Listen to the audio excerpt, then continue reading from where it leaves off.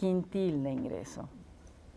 Y estos ya son resultados del análisis de regresión. ¿A qué quintiles beneficiaron más o perjudicaron? Entonces, nos digo que digamos, el grupo socialdemócrata beneficia más a los que están más abajo, ¿no? Bueno, de hecho, al segundo y tercer quintil, y el grupo de los países populistas al tercero y cuarto quintil. Y ambos perjudican relativamente al quintil más alto, ¿no? Siguiente, por favor. Y aquí lo que estamos analizando es el impacto del gasto social, también por quintil, y lo que se obtiene es que se ve que, primero, en general, las izquierdas socialdemócratas definitivamente benefician más a los pobres, tanto que las populistas como las no izquierdas, y también afectan en términos negativos más a los que están en el tope que las otras dos, ¿no? Entonces, esto está muy, si quieren, afectado por lo que pasó en Brasil y en Chile, que son países que tuvieron niveles de desigualdad más o menos persistente y alta con mucho tiempo, y empieza a caer, ¿se acuerdan en la gráfica que les mostré antes?, de manera sistemática, en Brasil a partir del 98, en Chile a partir del 2000. Entonces, sí hay una relación, pero pensamos que está más relacionado con el grupo que está haciendo política redistributiva, sobre todo en los dos regímenes socialdemócratas que tuvieron preeminencia en los 2000. En Uruguay esto no pasó, está empezando a pasar ahora. En los últimos datos sí ya muestran que hay una caída en la desigualdad, pero no pasó en los primeros años. Bueno, ahora, de cualquier manera nosotros dijimos, bueno, pero hay otros factores en común que puedan explicar por qué esta desigualdad ha caído. Y aquí lo que vamos a compartir es el resultado de los 4 países que se analizaron en profundidad en el libro, y están Argentina, Brasil, México y Perú, y sus respectivos autores, y que son de alguna manera representativos también de la gama que hay en América Latina, tanto en alta, media y baja desigualdad, alto y bajo crecimiento económico, alto y bajo proporción de población indígena, y también países gobernados por izquierdas y no izquierdas, ¿no?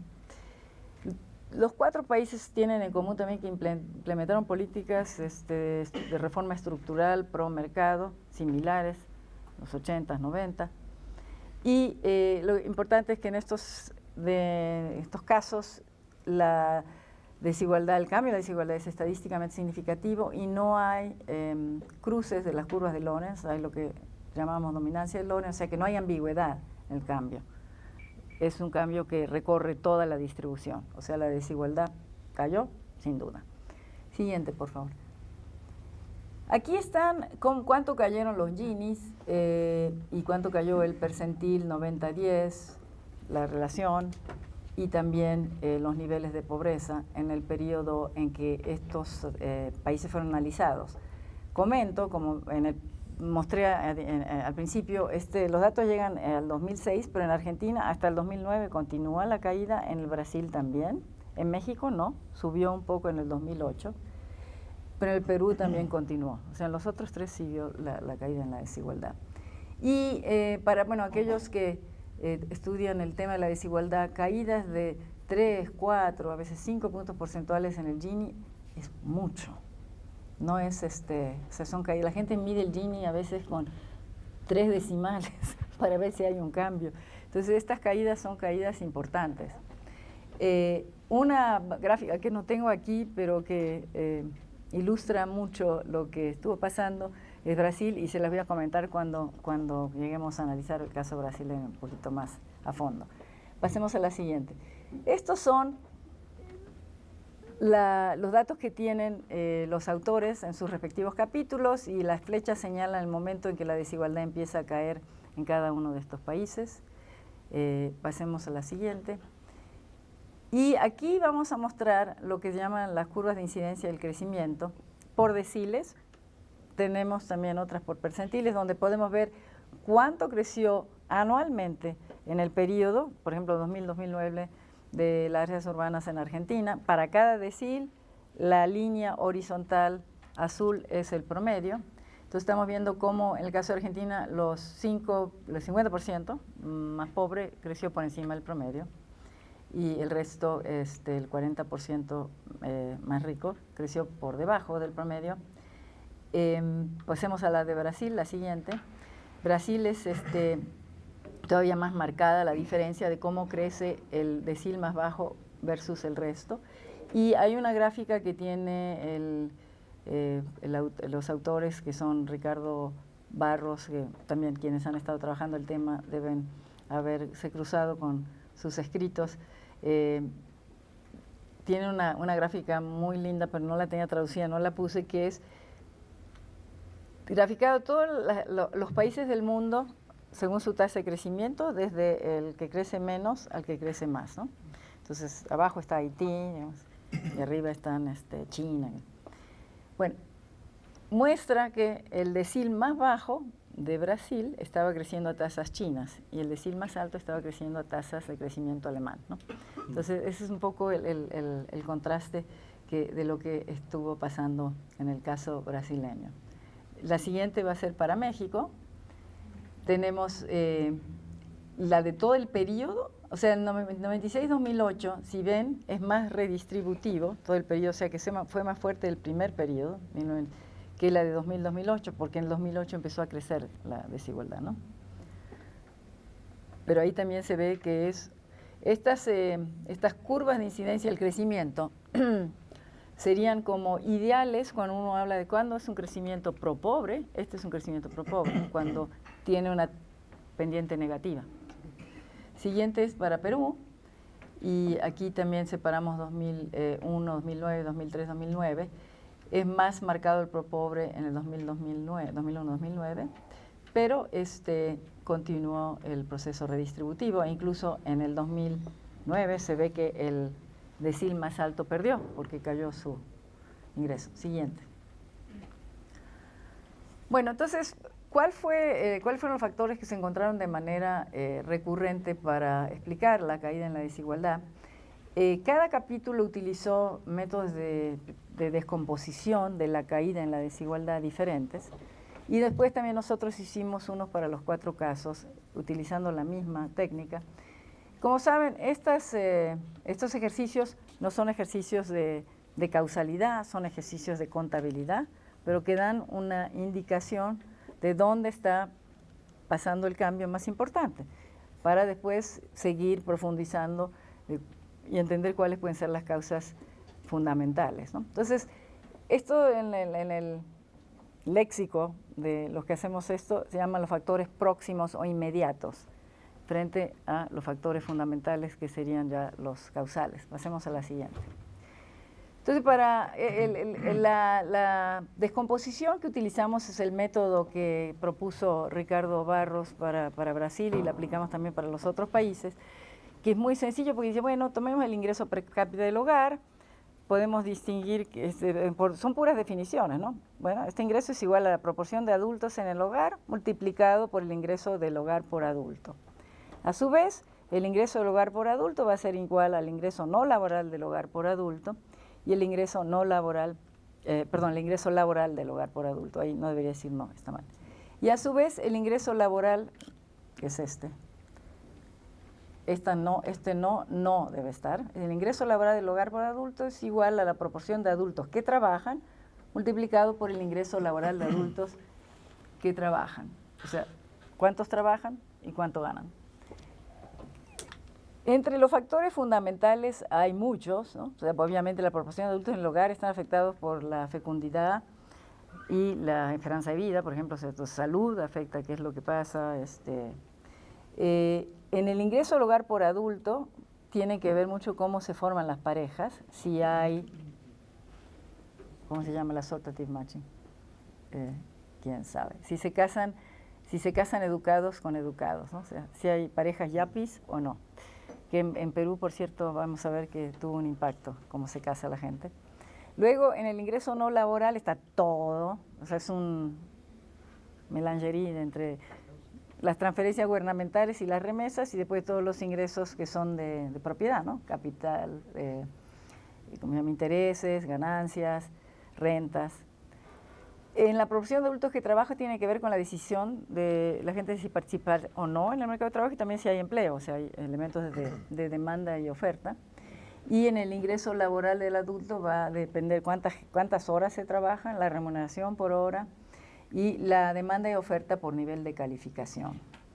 Esto es puesto en formulita, lo mismo que mostraba ahí en el diagrama.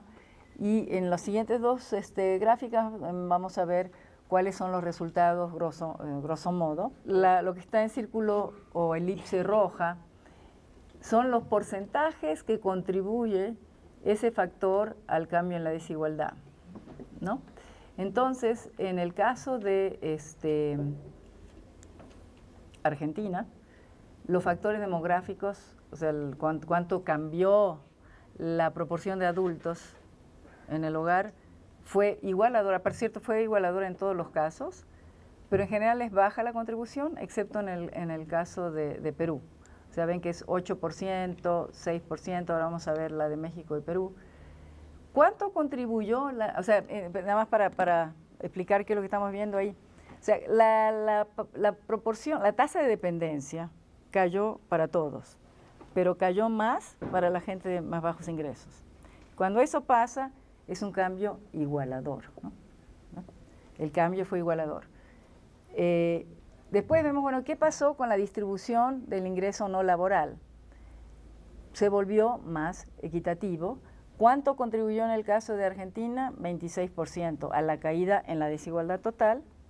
En el caso de Brasil, la caída en el ingreso, en la desigualdad del ingreso no laboral contribuyó un 45%, ¿no? Que es el segundo renglón de abajo.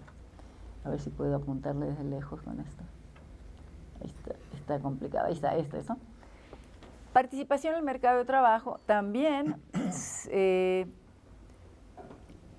lo que pasó es que la participación aumentó relativamente más para los bajos ingresos, porque sobre todo lo que hubo es un incremento muy fuerte en la participación femenina, entonces, pero la participación femenina incrementó más en los bajos ingresos y esto contribuyó entonces a una contribución igualadora de lo que pasó con la participación en el mercado de trabajo. Y en términos de los ingresos laborales, también se volvieron más equitativos, excepto en el caso del Perú. Ahora vamos al caso del Perú, es peculiar. Y como pueden ver en el caso de Argentina, por cierto, en el caso de Argentina la participación en el mercado de trabajo fue muy importante porque lo que hubo en Argentina en los años 2000 es una gran recuperación del empleo. O sea, la crisis del 2001-2002 generó una tasa de desempleo brutal y con la recuperación hubo una altísimo incremento en la participación en el mercado laboral, por eso es el país para el cual tiene un impacto más grande esto. Pero pasemos al México y Perú, es la siguiente lámina, Naeli. Es esta, ok, perdón, sí. Entonces, pueden ver que en México es muy fuerte el impacto de lo que pasó en la desigualdad del ingreso laboral, o sea, se volvió más equitativo y su contribución a la caída en la desigualdad total es del 65.5%. Todos los factores fueron igualadores. Y el único caso que nos da algo más interesante para después ver qué otras cosas pueden estar pasando es Perú, donde el factor demográfico es igualador, el factor de qué pasó con el ingreso no laboral es igualador. Por cierto, negativo quiere decir que es desigualador, y positivo que es igualador. Tanto la participación en el mercado de trabajo como lo que pasó con el ingreso laboral a nivel del hogar, subrayo a nivel del hogar, fue desigualador. Pasemos a la siguiente. Bueno, acá resumimos, ¿no? Factores demográficos fueron igualadores, pero pequeños, excepto en el caso del Perú. La participación en la fuerza de trabajo fue igualadora, también a excepción del Perú, y el efecto fue más importante en Argentina. Siguiente. Y el ingreso laboral del hogar por adulto que trabaja, en Argentina, Brasil y México los cambios fueron igualadores y explican entre 44 y 65% de la caída total. Fue muy importante su peso, ¿no? En Perú el cambio fue desigualador a nivel del hogar, pero fíjense que cuando uno analiza qué pasó con la desigualdad del ingreso laboral a nivel de trabajadores individuales, esta cayó. Entonces, lo que pasó en Perú es que hubo un cambio en la formación de pareja. Esa es nuestra especulación. La gente, primero las mujeres se han educado más, pero se están relativamente casando más mujeres de más alto nivel educativo con hombres de alto nivel educativo, entonces la formación de pareja fue desigualadora, ¿no? En los 4 países el ingreso no laboral por adulto fue igualador, lo cual, digamos, sorprendente en principio, porque ahí está también, digamos, las partes que tienen que ver con el ingreso del capital, pero están las remesas y las transferencias gubernamentales, ¿no? Siguiente. Bueno, en términos de cuál fue entonces el grueso, de qué es lo que explica el grueso de la caída, concluimos que fue principalmente lo que pasa con el ingreso laboral por trabajador, no por hogar, porque en el caso de Perú a nivel de hogar, recuérdense que se volvió desigualador, y el ingreso no laboral por adulto. Eso es lo que para nosotros explica el grueso, como factores próximos. Entonces esto es como pelar las capitas de la cebolla y decimos, bueno, a ver, ¿qué pasó que hizo que estos factores fueran igualadores, ¿no? Entonces ahí viene nuestra siguiente incursión. Del ingreso laboral por trabajador, lo que hemos concluido es que tiene que ver con una disminución en los retornos relativos, enfatizo, a la educación terciaria y secundaria posbásica.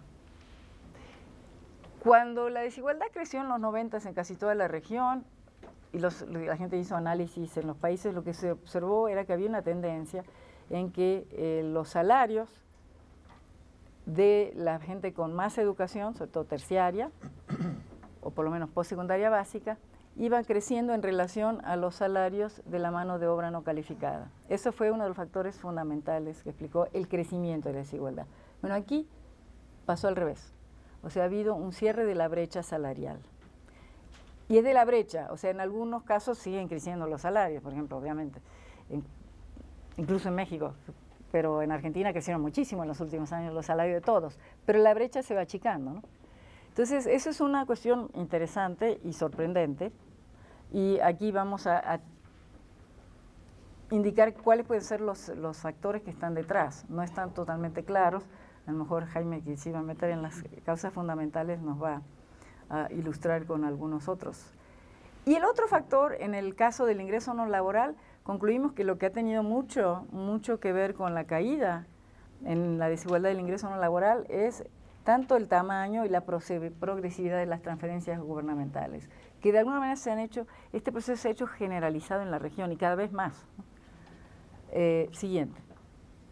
Entonces, aquí vemos, estos son los retornos, miren las líneas verdes, ¿no?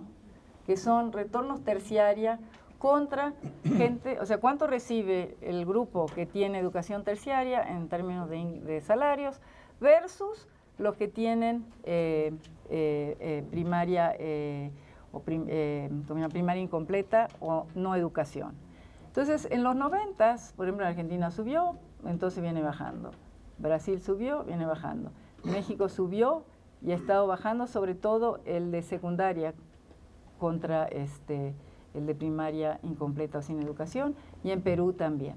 O sea, tenemos ahora también para los otros países estas gráficas y prácticamente se repiten todos. Es un fenómeno generalizado que en realidad hace pensar que algo está pasando a nivel de la región, ¿no?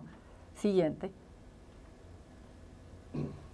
Queríamos ver si el cambio en horas trabajadas habían tenido algún factor. No tuvo hasta donde se pudo ver. Pero, como dije, el cambio en la remuneración laboral por hora es notable.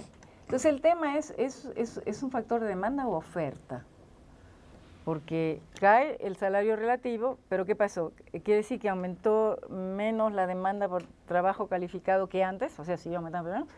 ¿O aumentó más su oferta? Bueno, esa pregunta es solamente se la podemos responder ahora con guitarreo, como decimos, porque no estimamos los modelos del mercado de trabajo. Para México, de hecho, en otro trabajo estamos empezando, lo vamos a estimar. Sería bueno que se estimara para todos los países. Pero lo que sí vimos es que sí hubo un cambio muy importante en la composición de la fuerza de trabajo en todos estos países por calificación. Que lo vamos a ver en la siguiente gráfica, pero también, entonces, lo que puede haber ocurrido es, en los 90 venía el impacto de las reformas estructurales que generaron una demanda, un incremento en la demanda de mano de obra calificada, además del cambio tecnológico, era sesgado hacia la mano de obra calificada, y en general los análisis muestran que estos efectos tienden a desvanecerse en el tiempo, porque por ejemplo, las empresas contratan a mano de obra altamente calificada cuando introducen un cambio tecnológico. Cuando pasa un tiempo, ya pueden reemplazar a la mano de obra altamente calificada por mano de obra no tan calificada porque se vuelve más rutinario. Entonces hay un proceso de desplazamiento hacia mano de obra más barata en la demanda. Pero la oferta también cambió mucho, porque ustedes vean qué pasó. Las que bajan son la primaria incompleta o sin educación, y la primaria, y las que suben son con educación secundaria completa y terciaria. En todos los países se estuvo dando este cambio en la estructura de la oferta. Entonces creemos que también lo que ha pasado en América Latina es que el impulso a, digamos, aumentar la escolaridad eventualmente ha estado rindiendo frutos. En algunos países se aceleró esto en los 90, en México es uno, y en Brasil. Hubo un aceleramiento en el incremento de años de escolaridad. Entonces, eso, digamos, es buena noticia. La oferta se estuvo creciendo de mano de obra calificada, se vuelve relativamente más abundante. La mano de obra no calificada se va haciendo relativamente menos abundante. Y si la demanda de mano de obra calificada no crece tanto como antes, cambia el salario relativo.